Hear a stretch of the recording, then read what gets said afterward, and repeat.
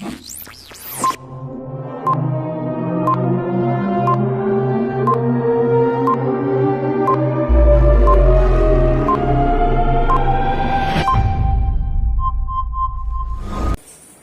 all the JEE aspirants and welcome to this amazing channel for the preparation of the IIT JEE।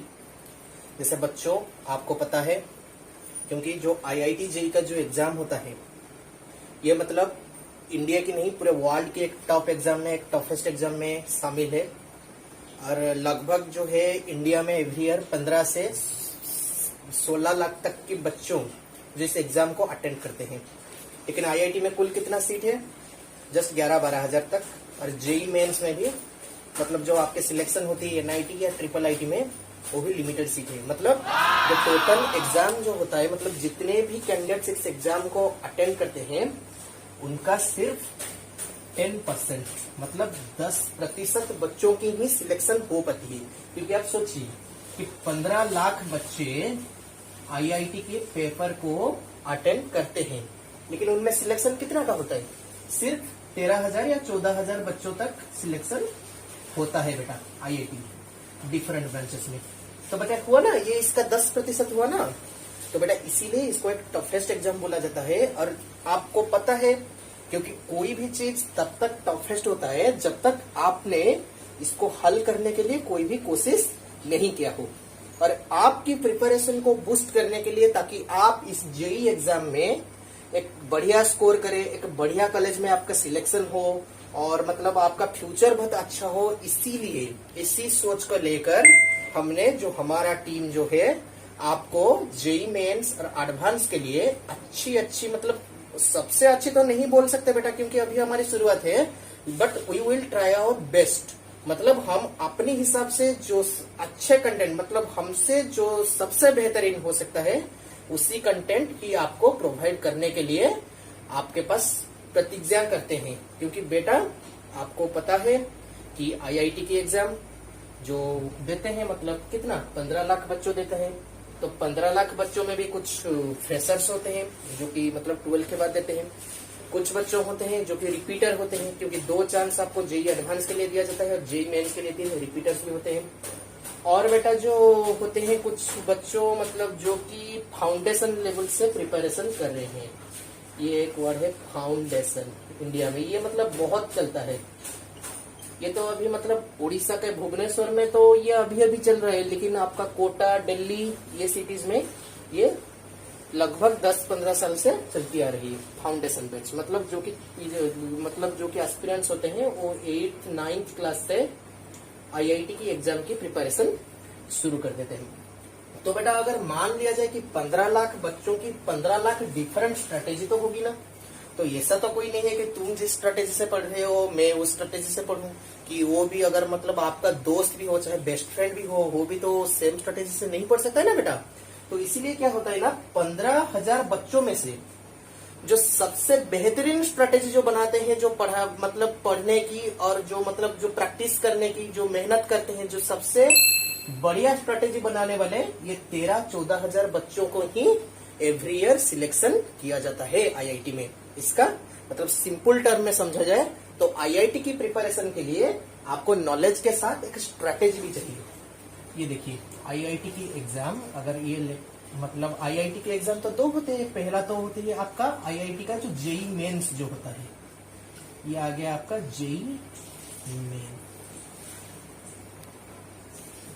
फिर आया बेटा JEE advance आया, क्योंकि JEE main में जो कट ऑफ जाता है कैटेगरी वाइज जाता है, जनरल कास्ट के लिए, फिर आपका EWS कैटेगरी के लिए, फिर OBC कैटेगरी के लिए, फिर आपका जो शेड्यूल्ड कैटेगरी होती है जाती है ना कट ऑफ।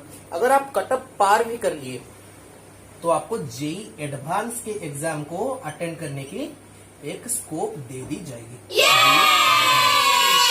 तो बेटा ये जो दोनों एग्जाम जो होते हैं ना, जेई मेन और जेई एडवांस्ड, ये कॉमन है। मतलब पूरी IIT को एग्जाम के प्रोसेस में ही ये 2 एग्जाम आते हैं।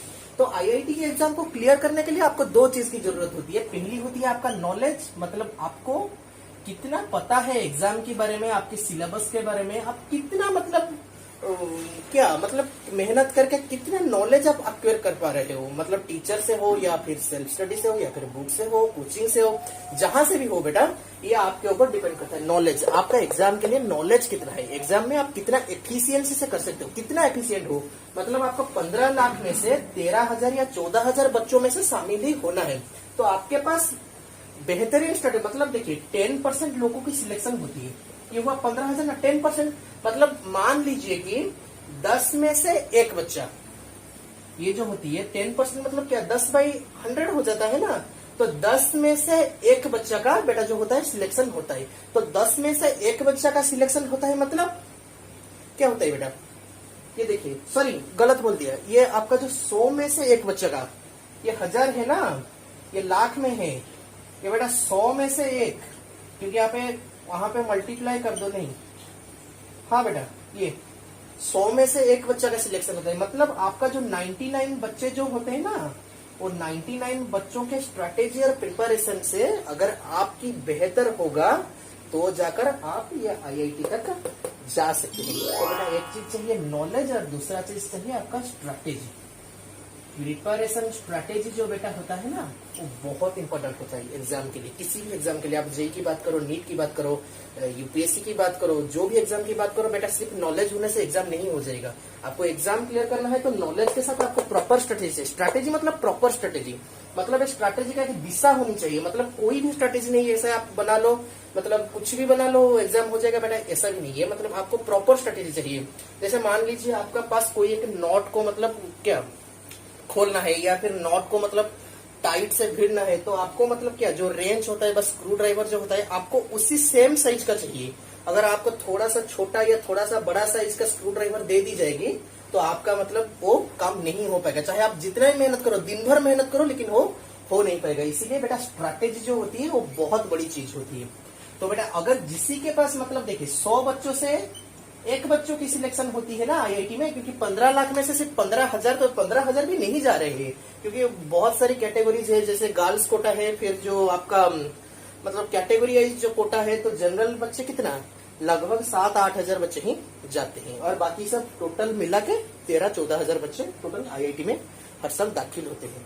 तो बेटा देखिए 100 में से एक बच्चे जा रहे हैं, मतलब 99 बच्चों से अगर आपकी स्ट्रैटेजी, आपकी जो स्ट्रैटेजी अगर सही दिशा में होगी, बिल्कुल सही होगी, और ये स्ट्रैटेजी मतलब इन सब से बेहतरीन होगा, तो जाकर आप IIT को जा सकते हो। बेटा समझ में आ गई ना बेटा एग्जाम की पूरी मतलब ये जानकारी है। तो अभी हम बताएंगे कि ये जेई मेन और जेई एडवांस, मतलब आज जो क्लास है ये थोड़ा इंट्रोडक्टरी है। हम ये इंट्रोडक्टरी में क्या बता रहे हैं, क्योंकि हम थोड़ा एग्जाम के स्ट्रक्चर के बारे में हम आपको बताएंगे, फिर हमारा जो मोटो है, हमारा जो टीम है उसके बारे में बताएंगे। फिर नेक्स्ट लेक्चर से जो अगले लेक्चर जो होगा, शायद वो अगला दिन ही अपलोड कर दी जाएगी, उसमें आपका पहला चैप्टर जो है काइनेमेटिक्स जो होती है, motion in a straight line, जो 1 डायमेंशनल मोशन जो होती है, तो वहां से हम शुरू करेंगे। तो आज जो वीडियो है वो सिर्फ हम एग्जाम के स्ट्रैटेजी, मतलब एग्जाम के स्ट्रक्चर पहले सर, स्ट्रैटेजी तो बहुत दूर बात है। मतलब बेटा आप अगर अभी 11th में आए, मतलब 10th क्लास के एग्जाम तो बहुत सारे बोर्ड्स ने कैंसिल कर दी है, मतलब आपने 11th में आप मतलब दाखिल हो गए हो अब तक, और जो भी रिपीटर ड्रॉपर या फ्रेश 12th भी हो, कोई बात नहीं। मतलब एग्जाम की स्ट्रैटेजी बताने के लिए तो बहुत दिन है। तो आज एग्जाम की जो स्ट्रक्चर जानते हैं कि एग्जाम में क्या रिक्वायरमेंट होती है, स्ट्रक्चर क्या होती है एग्जाम की, वो पहले बताते हैं। देखिए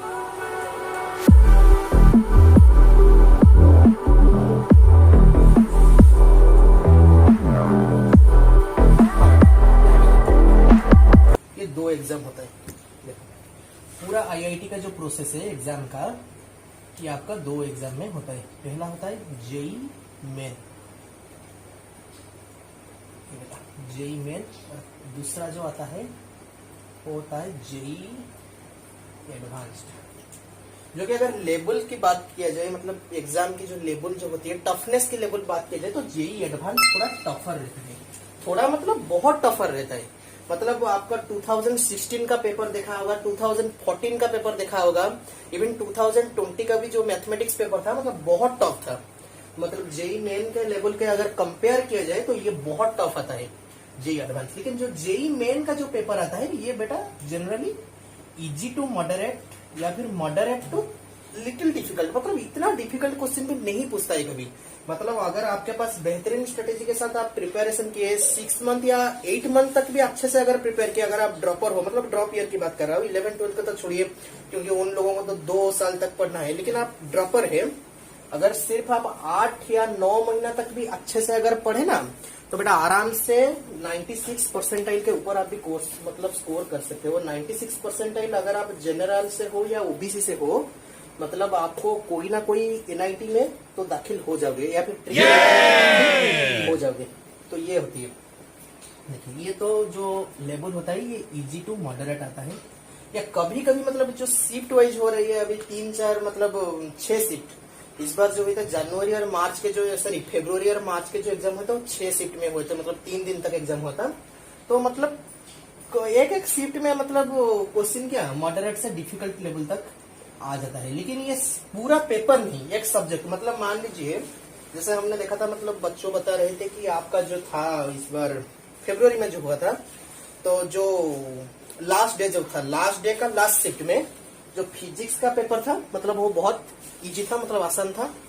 केमिस्ट्री का भी, केमिस्ट्री का तो नॉर्मल रहता, लेकिन जो मैथ का पेपर जो था वो थोड़ा सा लेंदी रहा था, मतलब इजी था लेकिन मतलब वो क्या मतलब ज्यादा आपको टाइम टेकिंग क्वेश्चंस, बहुत बड़ी बड़ी क्वेश्चंस दे देते थे, तो आपका टाइम वहां पे ज्यादा जा सकता था। 1 घंटे में करना ये मुमकिन नहीं था, ये जो बता रहे थे। लेकिन पूरा पेपर कभी डिफिकल्ट नहीं आएगा, कोई एक सब्जेक्ट डिफिकल्ट आ सकता है, या फिजिक्स या मैथ। केमिस्ट्री तो हमेशा नॉर्मल ही रहता है। केमिस्ट्री मतलब क्या, जेई मेंस का जो 6 शिफ्ट हो या 8 शिफ्ट हो, फिर नीट का मतलब लेवल बराबर रहता है केमिस्ट्री में। और केमिस्ट्री में आपको तो पता है, क्योंकि केमिस्ट्री में क्या ज्यादा मेहनत जो करेगा वो केमिस्ट्री में अच्छा करेगा, क्योंकि आपको सिर्फ मतलब क्या फिजिकल केमिस्ट्री तो आपको मतलब टीचर लोग बता देंगे, फिर ऑर्गेनिक केमिस्ट्री का आपको फार्मूला रिएक्शन वगैरह बता देंगे, लेकिन ये जो होता है इनऑर्गेनिक केमिस्ट्री जो होता है ये आपको खुद को याद करना होगा। और बहुत सी डाटा होती है, मतलब ब्लॉक केमिस्ट्री जब आ जाता है ना, तब बड़े बड़े मतलब अच्छे स्टूडेंट्स के भी हवा निकल जाते हैं, मतलब बहुत याद करना पड़ता है। मतलब मेरा कुछ दोस्तों जो थे वो तो मतलब सुबह 4 बजे उठते थे, और 4 बजे से 8 बजे मतलब सुबह का टाइम जब क्या उनको लगता था कि कोई एंजाइटी नहीं है, पूरा फ्री है, ठंडा है इन्वायरमेंट, तो उसी टाइम पे वो केमिस्ट्री का जो आपका इनऑर्गेनिक का जो पेपर हो वो सॉल्व करते थे, और इनऑर्गेनिक पढ़ते थे एनसीईआरटी से। और इनऑर्गेनिक के लिए एनसीईआरटी ही सबसे बेस्ट है, ये याद रखिएगा। बहुत सी बुक्स है, आपको अगर टाइम हो रहा है तो बुक्स कीजिए, लेकिन जो बेसिक होता है वो एनसीईआरटी ही होता है। इनऑर्गेनिक केमिस्ट्री में अच्छा करना है तो आपको एनसीईआरटी को पहले अच्छे से कल्चर करना होगा, क्योंकि एनसीईआरटी से ज्यादातर क्वेश्चन मतलब डायरेक्ट क्वेश्चन आ जाते हैं इनऑर्गेनिक में, जो जेईई मेंस में। तो आप जाकर प्रीवियस ईयर क्वेश्चन का पेपर भी आप चेक कर लीजिएगा। ओके, तो होते हैं जेईई मेन और जेईई एडवांस। आइए एग्जाम की बात करते हैं। तो ये जो है जेईई मेन और जेईई एडवांस, ये एग्जाम में डिफरेंस होता है, मतलब एग्जाम का स्ट्रक्चर में डिफरेंस होता है। मतलब देखिए जेईई मेन पहले तो डिफरेंस होता है नंबर में, यहाँ पे 15 लाख बच्चों देंगे। अभी तो 2021 का जो जेईई मेन हुआ 15 लाख तो हुए नहीं, मतलब क्या अब तक सबसे जो हाईएस्ट है वो है शायद 7,50,000, जो कि शायद फरवरी या मार्च सीट में दिए थे, मुझे पर्टिकुलर याद नहीं है, लेकिन कभी कभी हो जाते हैं। 12 लाख बच्चे दिए थे शायद 2020 का जो एग्जाम था, वो 12 लाख बच्चे दिए थे, मतलब जनवरी का। तो सितंबर में कोरोना की वजह से थोड़ी बच्चों की संख्या में थोड़ी गिरावट आई थी, लेकिन लगभग 11 लाख 12 लाख बच्चों दिए थे। तो मान लीजिए एवरेज है 15 लाख, क्योंकि पॉपुलेशन तो बहुत मतलब जोर से ऊपर उठ रही है ना, तो कभी भी 15 लाख हो सकते हैं। नीट तो 17-18 लाख बच्चे दे रहे हैं, कभी 20 लाख भी हो जाएंगे, कोई बात नहीं।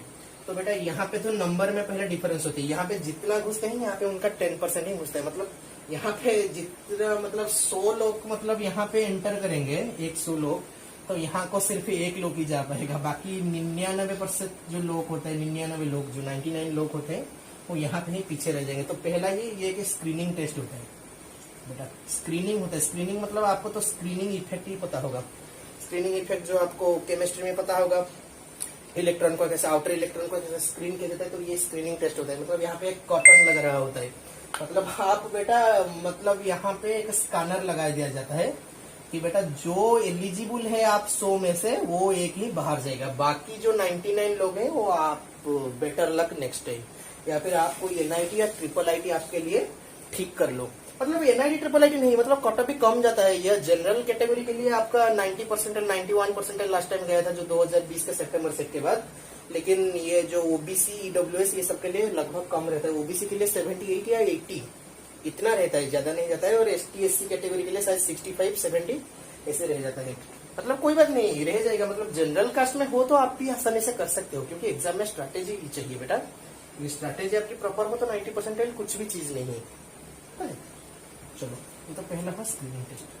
तो जेई मेंस का एग्जाम का जो रिक्वायरमेंट है आप समझ लेते हैं। मतलब बेटा देखो, कोई भी एग्जाम को आप जब अटेंड करने के लिए जाते हो, कोई भी एग्जाम को, तो जेई हो, नीट हो, कोई भी एग्जाम हो, या फिर गवर्नमेंट सर्विस का एग्जाम हो, तो एग्जाम का जो पहला जो रिक्वायरमेंट होता है, आपको एग्जाम के बारे में कितना, एग्जाम के जो बारे में आपको कितना पता है। मतलब एग्जाम के स्ट्रक्चर तो आपको मैंने बता दिया आईआईटी का, तो एग्जाम के बारे में और क्या क्या जानकारी है। क्योंकि मतलब मान लीजिए आप क्रिकेट खेल रहे हैं, मतलब कोई इंटरनेशनल टीम में क्रिकेट खेल रहे हैं, आपको पता है इंटरनेशनल टीम में जब मैच चलती है, मतलब इंडिया के ऑस्ट्रेलिया के साथ या जो भी टीम के साथ अगर मैच चलती है, तो टीम को जो स्टेडियम में मैच होता है वो वेन्यू पे टीम को 2 दिन या 3 दिन पहले मतलब टीम को आके मतलब वहां पे पहुंचा दिया जाता है। क्यों? क्योंकि टीम को प्रैक्टिस करने की जो ग्राउंड होती है वहां पे प्रैक्टिस करने की थोड़ा टाइम मिल जाए। फिर जो कैप्टन कोच जो सब होते हैं वो सब पिच को अच्छी तरह से देखते हैं, क्योंकि पिच ही सबसे बड़ी चीज होती है क्रिकेट में। क्योंकि पिच का नेचर कहा रहेगा, क्योंकि एक कैप्टन जब बॉलर डिसाइड करता है तो वो पिच को देख के ही करता है कि पिच स्विंग रहेगा तो बेटा फास्ट बॉलर स्विंग बॉलर को खिलाओ, पिच थोड़ा स्पिन को सपोर्ट करेगा तो 2-3 स्पिनर को खिला लो, ऑलराउंडर खिला लो, तो ऐसा होता है। तो एग्जाम के बारे में ऐसे ही, मतलब आपको एग्जाम को, किसी भी एग्जाम को अटेंड करने से पहले वो आपको एग्जाम के बारे में अच्छी तरह से इन्फॉर्मेशन ले लेनी चाहिए। ये मैं बता रहा हूँ खास करके जो बच्चों अभी 10 से 11 तक गए हैं, मतलब जो फ्रेशर 11th अभी जो है उनके लिए बता रहा हूँ। और 12th बच्चों के लिए ये तो बिल्कुल मतलब बताना नहीं चाहिए, क्योंकि आप तो दे चुके होंगे, फेब्रुवरी अटेम्प्ट हो या मार्च अटेम्प्ट हो, आप तो 2 बार दे चुके होंगे। फिर अभी आपको सिर्फ एक एडवाइस दूंगा कि बोर्ड एग्जाम तो कैंसिल हो गए, सीबीएसई कैंसिल कर दिया, वेरियस स्टेट बोर्ड भी कैंसिल कर रहे, तो आप जेई एडवांस के लिए अच्छी सी तैयारी करें। क्योंकि जेई एडवांस आपको जो हमें लग रहा है कि सितंबर तक हो जाना चाहिए। मतलब ये कंफर्म नहीं, कोई ऑफिशियल न्यूज अब तक नहीं आया है, लेकिन हमें लगता है क्योंकि अनलॉक हो जाएगा शायद ये जून जुलाई में। जो ज्यादातर स्टेट से वो लोग मतलब आग्री हो गए हैं कि थोड़ी थोड़ी अनलॉक प्रोसेस को शुरू कर दी जाए। उड़ीसा में भी वो हो जाएगा, 17 जून से अनलॉक प्रोसेस शुरू होगा। तो आपको जेई एडवांस के लिए अच्छे से तैयारी कीजिए, सितंबर तक एग्जाम हो जाना चाहिए। तो ये देखिए जेई मेंस का, तो जेई मेंस का एग्जाम डिपेंड करता है कि एग्जाम की रिक्वायरमेंट के अनुसार आपको कितना मालूम है। बड़ा देखो, आपके पास नॉलेज चाहे जितना भी हो, स्ट्रैटेजी नहीं होगा तो आप कुछ नहीं कर पाओगे। मतलब मान लो कि देखिए एक एग्जांपल देता हूँ, आपका जो मैकेनिक्स है, मैकेनिक्स में ज्यादातर बच्चों को जो रोटेशनल डायनामिक्स होता है और उसका जो पहला चैप्टर होता है जो मोमेंटम कंजर्वेशन और जो सेंटर ऑफ मास चैप्टर होते हैं वो थोड़ा ज्यादा डिफिकल्ट लगता है मैकेनिक्स में। बाकी सब चैप्टर्स को बच्चों ग्रेविटेशन हो, काइनेमेटिक्स हो, ये सब को मतलब आसानी से निपटा लेते हैं। सिर्फ ये जो रोटेशनल मोशन और जो सेंटर ऑफ मास चैप्टर बच्चों को थोड़ा डिफिकल्ट लगता है। तो देखिए आप मतलब रोटेशनल और सेंटर ऑफ मास को मतलब अच्छे से कर दिए, मतलब आप संगीत से क्वेश्चन सॉल्व किए, HC वर्मा सर के बुक से सॉल्व किए, इरोडॉप से सॉल्व किए, मतलब जो भी आपका कोचिंग सेंटर का PDF हो, जो DPP DLP जो भी हो सॉल्व किए। मतलब आपने पूरा उस पर नॉलेज, मतलब पूरा ज्ञान का भंडार खुद को एक बना दिया। मतलब गजब लेवल का आप प्रॉब्लम कर रहे हो, पूरा गजब लेवल का। मतलब एक भी प्रॉब्लम आपसे गलत ही नहीं हो रहा है। जितना भी डिफिकल्ट प्रॉब्लम, तो इरोडॉप का क्वेश्चन आप सॉल्व कर रहे हो, टाइम लगा के सॉल्व कर रहे हो। लेकिन बेटा अब क्या किए, जो सेमीकंडक्टर चैप्टर है उसको छोड़ दिए, जो यूनिट्स एंड डायमेंशन चैप्टर है उसको बिल्कुल देखे ही नहीं। फिर मैग्नेटिज्म पढ़े, मैग्नेटिज्म के लास्ट में जो होता है आर्क्स मैग्नेटिज्म एलिमेंट, उसको देखे नहीं। तो बेटा यहाँ पे चांस है कि आप जेई मेन में अच्छा स्कोर नहीं कर पाओगे, क्योंकि आपने रोटेशनल में 200 वेराइटी के क्वेश्चन किया, लेकिन हो सकता है जेई मेन में रोटेशनल के आपकी शिफ्ट में क्वेश्चन ना आता होगा, या फिर जो वेराइटीज आप किए होंगे उससे सिर्फ एक क्वेश्चन आया होगा।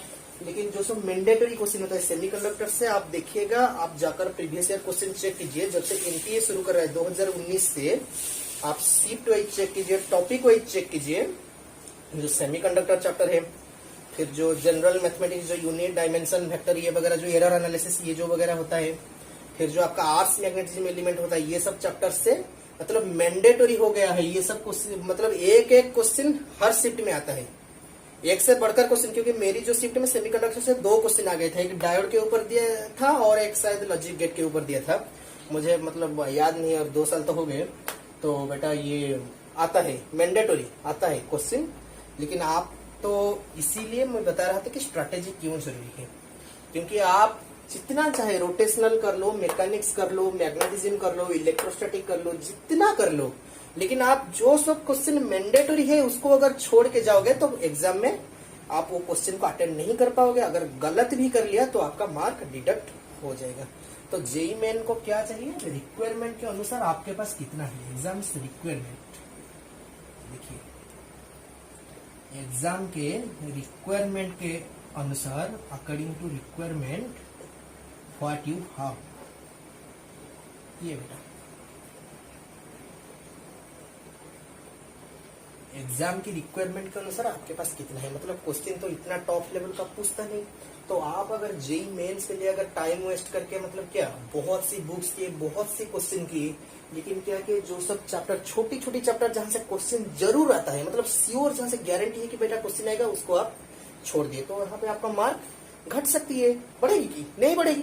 बढ़ेगी ना, बिल्कुल नहीं बढ़ेगी, मार्क डिडक्ट हो जाएगा। अगर आप गलत नहीं अटेम्प्ट कर लिए, मतलब आपको आता नहीं, आपने बताया कि चलो मतलब कुछ भी एक मार लेते हैं, सी ऑप्शन को मार लेते हैं, सभी तो बी ए में आ रहे हैं, चलो सी में रहते हैं। अगर आपका लॉक सही है तो सी ठीक हो जाएगा, 4 मार्क मिल जाएंगे। लेकिन अगर सी गलत हो गया तो -1 लग जाएगा। मार्क डिडक्ट हो जाना चाहिए, क्योंकि रिस्क है वहां पे। इसलिए रिस्क नहीं लेने के लिए, अगर आपको एग्जाम के टाइम में रिस्क नहीं लेना है तो आपको प्रिपरेशन के टाइम से प्रॉपर स्ट्रेटेजी बनाकर ही प्रिपेयर करना चाहिए। तो बेटा अब आते हैं जेई एडवांस के ऊपर। जो जेई मेन और जेई में एडवांस का जो मेन डिफरेंस होता है, जो जेई एडवांस होता है वो डेप्थ नॉलेज, मतलब एक चैप्टर के बारे में आप कितना मतलब गहराई तक जा सकते हो। कितना गहराई मतलब आपको पूरा क्या गजब लेवल के जो प्रिपरेशन चाहिए, मतलब प्रॉब्लम आप बहुत शानदार तरीके से कर रहे हो। मतलब ये नहीं कि सबसे डिफिकल्ट क्वेश्चन है मैं 5 घंटे में एक क्वेश्चन करूंगा, नहीं, ये नहीं चाहिए। क्योंकि जितना डिफिकल्ट क्वेश्चन को आप कितना कम समय में कर सकते हो, क्योंकि एग्जाम तो वही 3 घंटे के लिए होता है ना, जो जेई एडवांस तक 6 घंटे होता है। मतलब पहला पेपर जो 3 घंटे में हो जाता है, फिर 1.5 घंटा ब्रेक दे देते हैं, फिर 3 घंटा आपको एग्जाम पेपर 2 लेते हैं। तो 3 घंटे तो मैथ, फिजिक्स और केमिस्ट्री तीनों को बांट दीजिए इक्वल इक्वल, मतलब डिस्ट्रीब्यूट कर रहे तो 1-1 घंटा, 1 आवर। तो 1 आवर में तो आपको अटेंड करना है। तो अगर 1 आवर में अगर सिर्फ आप 2 या 3 क्वेश्चन करके आओगे तो बेटा कुछ तो फायदा नहीं। इससे बेहतर होगा कि 1 आवर में आप 10-15 क्वेश्चन ऐसे ही अटेम्प्ट कर लेना चाहिए। मतलब एवरेज अगर जितना आप ऊपर कर सकते हो तो उतना आपका रैंक अच्छा आएगा, उतना बड़ा आईआईटी, उतना बड़ा एनआईटी में आपको सीट मिल जाएगा। तो मतलब एक चैप्टर के बारे में आपका कितना डेप्थ नॉलेज है, मतलब आप चैप्टर को कितना गहराई तक जाकर समझ रहे हो, चैप्टर के बारे में कितना आपका कॉन्सेप्ट कितना क्लियर है। कॉन्सेप्ट तो मतलब क्या, चैप्टर का डेफिनेशन हो, छोटा सा टर्म से लेकर बड़ा सा टर्म तक, मतलब जो फॉर्मूलाज वगैरह हो, फॉर्मूलाज के डिफरेंट एप्लीकेशन हो, कितना तरह तरह के प्रॉब्लम। मतलब आप देख रहे होंगे जो सब बुक्स है फिजिक्स के, बढ़िया बढ़िया बुक्स जो है वहाँ पे टाइप्ड प्रॉब्लम, जो आपका इलस्ट्रेशंस में टाइप्ड प्रॉब्लम आता है कि ये टाइप का प्रॉब्लम को कैसे सॉल्व किया जाए, उसका प्रोसीड्यूर दिया जाता है, ये टाइप का प्रॉब्लम उसका प्रोसीड्यूर दे दिया जाता है। तो टाइप प्रॉब्लम मतलब कितना वेरायटी का क्वेश्चन आप खुद सॉल्व कर सकते हो। मतलब शुरुआत जब कर रहे हो तो शुरुआत में तो आपको हेल्प लेना ही होगा। अगर आप एक्सट्रीमली टैलेंटेड हो तो आप खुद कर सकते हो, लेकिन अगर आप एवरेज स्टूडेंट भी हो तो आपको चिंता करने की कोई जरूरत नहीं। पहले आप थोड़ा सा हेल्प लोगे, आपके मेंटर से लोगे, टीचर से लोगे, या फिर जैसे यूट्यूब से पढ़ रहे हो या फिर कोचिंग में पढ़ रहे हो, जहां से पढ़ रहे हो वहां पे लोगे। लेकिन उसके बाद तो जब धीरे धीरे खुद करना ट्राई करोगे, मतलब खुद बैठ के प्रॉब्लम सॉल्व करोगे, आपका एफर्ट दोगे, टाइम दोगे एक सब्जेक्ट को, तो ये धीरे धीरे हो जाएगा, कोई प्रॉब्लम नहीं। मतलब एवरेज स्टूडेंट भी आईआईटी जा सकते हैं और हम भी देखे हैं। मतलब बच्चों जेई मेन में स्कोर किया था, ये 2019 की बात कर रहा हूँ। एक बच्चा जेई मेन में स्कोर था, उसका परसेंटाइल 08 परसेंटाइल, और वो बच्चा जब आईआईटी का जब रिजल्ट आया वो ओबीसी कैटेगरी में था, तो ओबीसी कैटेगरी में उसका रैंक आया ऑल इंडिया 2000। मतलब बेटा अभी उसको आईआईटी शायद तो आईआईटी गुवाहाटी में, मतलब बहुत दिनों से कांटेक्ट नहीं उससे, 2 साल हो गए कांटेक्ट नहीं उससे, तो आईआईटी गुवाहाटी में मतलब उसका सिलेक्शन हो गया था। बस उस वक्त पूछ लिए थे, तो 2000 रैंक आया था ओबीसी में। तो जेई मेंस के सीबी कितना आया था 89.08 परसेंटेज। इसका मतलब नहीं कि ये पेपर थोड़ा खराब हो गया तो ये नहीं होगा, नहीं, ऐसा नहीं। मतलब ये मतलब भी नहीं है कि ये पेपर में आप 99 रख दिए तो यहाँ पे भी मतलब टॉप कर पाएंगे, नहीं, ऐसा भी नहीं होता है। क्योंकि आप देख रहे होंगे पिछले 2 साल से जेई मेन में जो टॉपर हो रहा है वो जेई एडवांस में टॉपर नहीं हो रहा है, जेई एडवांस में टॉपर कोई और हो रहा है। ये हो रहा है ना, मतलब बहुत कम डिफरेंस होता है उनके मार्क में। अगर उसका 99.999908 होगा तो उसका 999909, मतलब जैसे मतलब बहुत कम डिफरेंस होता है 3-4 रैंक की या फिर 10-15 रैंक के अंदर, लेकिन जेई एडवांस में वो टॉप नहीं कर पाता है। ये हो रहा है। तो बच्चों अब आपको पूरा एग्जाम के बारे में पूरा आपको स्ट्रक्चर मालूम हो गया होगा, मुझे विश्वास है। तो अब बताते हैं हम यहाँ क्यों आए हैं। क्योंकि बच्चों आपको पता है विकसित देश उसे बोला जाता है जिस देश में शिक्षा और स्वास्थ्य जो होता है, एजुकेशन और हेल्थ केयर दोनों फ्री में दिया जाता है। फ्री में मतलब जितना कम खर्चा में दिया जा सकता है वो कंट्री ही डेवलप्ड होता है। मतलब गवर्नमेंट को अगर शिक्षा जो आपका देश की, आपको तो पता होगा, आप लोग तो सब बड़े हो गए हैं कि देश के जीडीपी से कैसे मतलब बजट गवर्नमेंट कैसे बनाता है। बजट का जो मैक्सिमम शेयर होता है वो तो डिफेंस सेक्टर में चला जाता है, फिर रिसर्च सेक्टर को कुछ दे देते हैं, फिर उसके बाद जो होता है आपका जो कंस्ट्रक्शन वगैरह होता है। तो इसके बावजूद अगर शिक्षा और स्वास्थ्य मतलब एजुकेशन और हेल्थ केयर में गवर्नमेंट अगर ज्यादा स्पेंड करेगा तो इसका मतलब क्या हुआ कि देश उतना डेवलप्ड नहीं हुआ है। तो इंडिया में क्या करना चाहिए, आज ए डेवलपिंग नेशन ये तो हमारा अब हो रहा है, लेकिन अगर इंडिया को एक डेवलप्ड नेशन के बारे में देखना है तो हमारी जो एजुकेशन और हेल्थ केयर के जो फील्ड है उसे हमें और भी स्ट्रांग बनाना है, ताकि भारत के हर एक बच्चे तक जो एजुकेशन हो वो अच्छी तरह से पहुंच सके। ओके, तो बेटा तो हमारी जो कोशिश है कि यूट्यूब में आपको हम जो अभी आपको बढ़िया सा कंटेंट, में तो सबसे बढ़िया ये तो मैं नहीं बोल सकता हूँ, लेकिन हमसे जो बढ़िया हो सकती है मतलब हमारा सबसे बेस्ट हम देने को पूरा तैयार है। बाकी काम रहा आपकी, आपको तो अच्छे से पढ़ाई करना है और पढ़ाई करने के बाद आपको क्वेश्चन भी सॉल्व करना है, क्योंकि बेटा कंसेप्ट क्लियर होता है क्वेश्चन से। आप जितना क्वेश्चन करोगे ना आपको कंसेप्ट, क्योंकि आप एक फार्मूला मतलब याद कर लिए, कोई डेफिनेशन को याद कर लिए, फार्मूला को याद कर लिए, लेकिन वो फार्मूला को अप्लाई कैसे करेंगे अगर क्वेश्चन नहीं करेंगे। तो क्वेश्चन पहले पहले नहीं होगा, ठीक है, आकर टीचर से पूछ लीजिए, भैया से पूछ लीजिए, भैया बता देगा क्लास में, फिर आप जाके खुद ऐसे मतलब उसी टाइप का 5-10 क्वेश्चन आप एक्स्ट्रा खुद बैठ के कर लीजिएगा बिना आंसर देख के, हो जाएगा बेटा। क्योंकि आप जितना मेहनत करोगे एप्लीकेशन उतना आप ज्यादा कर सकते हैं। तो ये जो हमारा जो टीम है, मतलब अभी तो मैं फिलहाल अकेला हूँ क्योंकि लॉकडाउन चल रही है, मेरे घर को कोई तो नहीं आ सकता है, अभी सब भुवनेश्वर सिटी के है। फिर जब लॉकडाउन वगैरह पूरी तरह से मतलब खुल जाए तो हम पूरी टीम को यहाँ पे आके आपसे मतलब मिलाएंगे। फिर ये जो टीम जो है मतलब सब जेई मेन और जेई एडवांस के एग्जाम को अटेंड कर चुके हैं, और अभी सबकी भी जो गवर्नमेंट कॉलेज में ही सिलेक्शन हो गया है और एनआईटी में भी 2 बच्चों के सिलेक्शन हो गए हैं। मेरा एक स्टेट गवर्नमेंट कॉलेज में हुआ, लेकिन स्टेट गवर्नमेंट का अच्छा कॉलेज में ही हुआ है, समझे। तो बेटा अभी देखते हैं कि आप लोगों के ऊपर सब काम रहा, आप लोग हमें उतना ही सपोर्ट दीजिए, क्योंकि यूट्यूब में देखिए कोई भी शुरुआत तो छोटी सी शुरुआत से मतलब छोटा सा होता है, कोई भी शुरुआत देखिए, क्योंकि एक पेड़ की अगर बात कीजिए तो छोटी सी बीज से उसका डेवलपमेंट होता है, ग्रोथ होता है, छोटा बच्चा बड़ा इंसान बनता है। तो बेटा ये तो छोटा सा ऑर्गेनाइजेशन अभी खुला है, लेकिन आप लोग ऐसे अगर हमको सपोर्ट और आप लोगों का जो प्यार हमको देंगे तो हम आगे जरूर बढ़ सकते हैं, और हमारी भी पूरी कोशिश रहेगी हम भी सबसे बेस्ट कंटेंट आपको प्रोवाइड करें यूट्यूब पर और पूरी फ्री में। तो बेटा कृपया हमारे चैनल को लाइक, शेयर और सब्सक्राइब कीजिए, अपने दोस्त को बताइए कि बढ़िया बढ़िया कंटेंट आपके लिए आ रही है। और ये जो चैनल होगा इसको मतलब इस चैनल में हम जो पढ़ाएंगे सब, ये फ्रेशर 11th के लिए भी है, 12th बैच के लिए भी है और रिपीटर्स के लिए भी वो देख सकते हैं। मतलब अगर रिवीजन के लिए किसी को भी चाहिए जो ड्रॉपर रिपीटर हो तो वो भी देख सकते हैं, कोई प्रॉब्लम नहीं। PYQs भी कराएंगे, क्वेश्चन भी बहुत अच्छे लेवल के क्वेश्चन करवाएंगे, कंसेप्ट बताएंगे, पूरा चैप्टर मतलब कंसिस्टेंटली बताएंगे।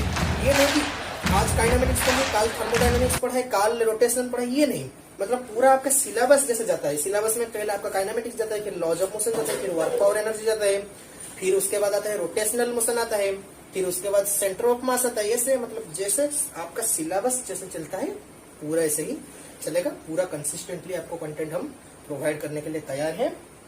तो बच्चों आज का जो इंट्रोडक्टरी सेशन यही खत्म हुआ, तो आप चैनल को लाइक, शेयर और सब्सक्राइब कीजिए, बेल आइकन को दबाइए, ताकि हमारा जब भी नया वीडियो अपलोड हो, मतलब रात में अपलोड हो सकता है, दिन में अपलोड हो सकता है, हम कभी भी शूटिंग कर देंगे। बाकी वो लोग के मतलब मेरा जो भाई है उसका एडिटिंग डिपार्टमेंट उसका है, वो एडिट करके वो यूट्यूब में आपको सेंड कर देगा। तो बेल आइकन को प्रेस कर दीजिएगा ताकि आपको नोटिफिकेशन आ जाए कि वीडियो नया आया, जो रियली पढ़ने के लिए इंटरेस्टेड हो।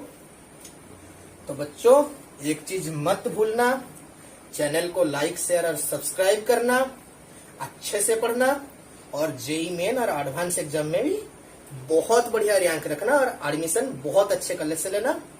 हाँ, और एक बात, बाहर मत घूमना, क्योंकि बाहर बैठा है कोरोना, सो ऑलवेज मास्क लगाना। तो आज के लिए दोस्त इंट्रोडक्टरी वीडियो हमारा यहीं खत्म हुआ।